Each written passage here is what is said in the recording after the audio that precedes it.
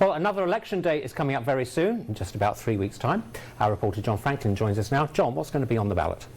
Well, in the next couple of weeks, Yakima County voters will be voting on a sales tax where all the money will go towards an up-to-date communication system for our first responders. Take a look. The only question that's going to be on the ballot for the April 22nd election is a sales tax proposal for an emergency communication system. Currently, there's not one radio frequency or communication system across the board for Yakima County first responders. The radio system as it sits now is actually more than one system. There's like 7 radio systems that different agencies utilize, both law enforcement and fire. And with all those different systems comes problems when we communicate, especially when there's like a big incident.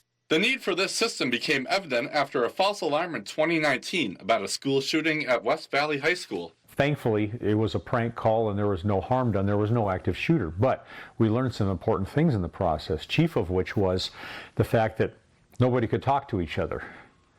And it was very difficult to know, what was going on. It ended up meaning that sometimes people had to physically run from one vehicle to another to talk, because the systems couldn't talk to each other. There are some areas in which radio communication in Yakima is not possible. All across the city of Yakima and all through Yakima County, there's places where law enforcement simply cannot talk.